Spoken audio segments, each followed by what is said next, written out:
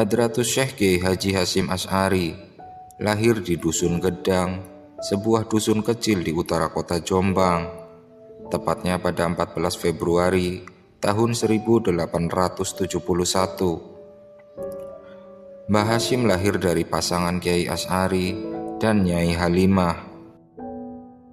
Nama lengkap Mbah Hasyim adalah Muhammad Hasyim bin Asy'ari bin Abdul Wahid bin Abdul Halim bin Abdurrahman bin Abdullah bin Abdul Aziz bin Abdul Fattah bin Maulana Ishaq bin Raden Ainul Yakin, yang lebih populer dengan nama Sunan Giri. Garis keturunan Mbah Hasyim dari garis sang ibu merupakan keturunan langsung dari Prabu Brawijaya ke-6 yang mempunyai latar belakang seorang bangsawan tanah Jawa. Dan jika dari jalur ayah, Mbah Hasyim merupakan keturunan bangsawan Muslim, yaitu Sultan Hadiwijaya, yang juga sekaligus elit agama Islam, yaitu Sunan Giri. Kombinasi dari kedua genetik kuat inilah yang kelak menjadi modal bagi Mbah Hasyim untuk menjadi salah satu pemimpin besar di Indonesia. Sementara itu, Mbah Hasyim adalah putra ketiga dari 11 bersaudara. Mbah Hasyim merupakan sosok yang tak pernah menyerah dalam menimba ilmu. 5 tahun beliau berada dalam pendidikan dan lingkungan kakeknya di pesantren Gedang. Kemudian, dilanjutkan 10 tahun beliau menimba ilmu dari ayahnya di pesantren Jombang. Kemudian Mbah Hasyim memberanikan diri pamit kepada kedua orang tuanya untuk mencari ilmu di pesantren Wonorejo Jombang, pesantren Wonokoyo Probolinggo, dan pesantren Lagitan Tuban. Kemudian dilanjutkan ke pesantren Tenggilis di Surabaya, pesantren Kademangan di Bangkalan di Pulau Madura yang merupakan pesantren dari Syekhona Kholil atau Mbah Kholil, dan pesantren Siwalan Panji di Sidoarjo. Ketika beliau menimba ilmu di pesantren Kademangan Bangkalan, beliau merupakan santri termuda pada saat itu. Hari demi hari, beliau lewati dengan sungguh-sungguh dalam menuntut ilmu dari sang guru, yakni Syekhona Kholil. Beliau sangat ikhlas setiap kali Syekh Kholil menyuruhnya. Tak sekalipun ia pernah membantah atau menunda apa yang diperintahkan sang guru. Bahkan beliau juga tak pernah mengeluh ketika disuruh mengurus hewan ternak milik Syekhona Kholil. Apa yang dikerjakan semata-mata beliau ikhlas tanpa pamrih. Setelah semua pekerjaan selesai, setelah sholat Isya berjamaah, para santri pun diberikan pendidikan keagamaan oleh Syekhona Kholil. Ngaji setiap habis Isya ini selalu dilakukan setiap harinya. Hingga tibalah di suatu malam, kala itu hujan turun dengan begitu deras di Kabupaten Bangkalan, khususnya di Demangan, pondok pesantren asuhan Syekhona Kholil Bangkalan. Namun kali ini, Syekhona Kholil hanya diam di hadapan para santri dan tanpa memberikan kajian apapun kepada para santrinya. Para santri pun tak ada yang berani menanyakan hal itu kepada Syekhona Kholil.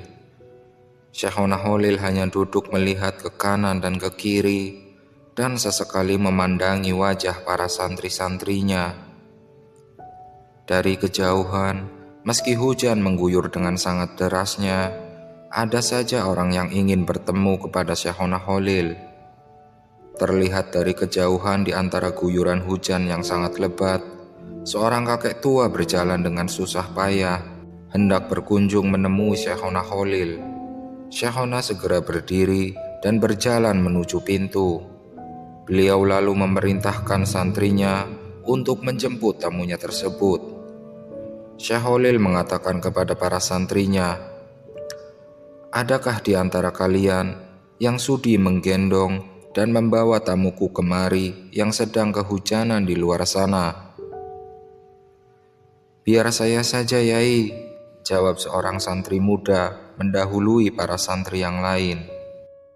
Santri muda itu pun bergegas pergi dan menembus derasnya hujan yang sangat besar untuk kemudian segera menyusul menghampiri orang tua tersebut.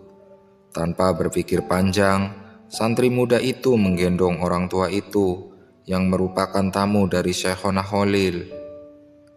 Dengan sangat akrab, Syekhona Khalil menyambut tamunya, lalu mengajak tamunya yang merupakan orang yang sudah sangat tua tadi untuk masuk ke dalam kamar pribadi Syekhona Khalil.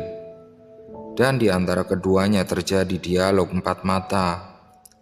Lalu tak lama kemudian, rupanya percakapan mereka pun telah usai.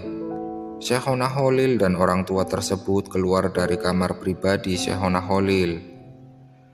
Syekhona Khalil kemudian mendatangi santri-santrinya untuk meminta bantuan lagi. Syekhona Khalil bertanya kepada para santrinya, "Siapakah di antara kalian yang mau mengantarkan kembali orang tua ini?" "Biar saya saja, Kiai. Tadi saya yang sudah menjemput beliau kemari, dan izinkan saya juga yang mengantarkan beliau kembali," sahut santri yang tadi menggendong orang tua tersebut. Orang tua tadi menengok ke arah Syekhona Khalil dan tersenyum.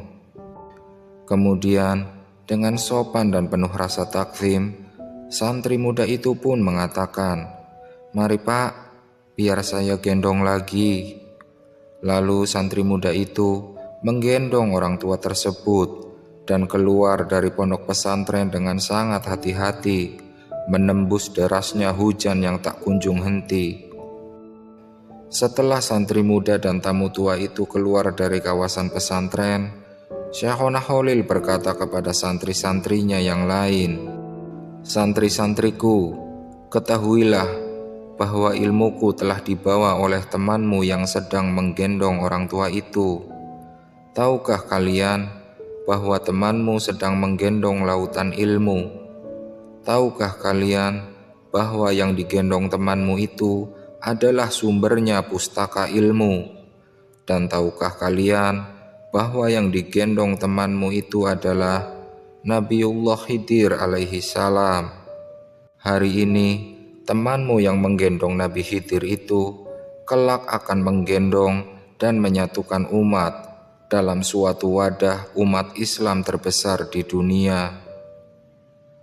Para santri Syekhona Khalil seketika tersentak mendengar apa yang telah disampaikan oleh Syekhona Khalil. Semuanya terdiam dan seolah tak percaya bahwa orang tua tersebut ternyata adalah Nabiullah Khidir alaihi salam.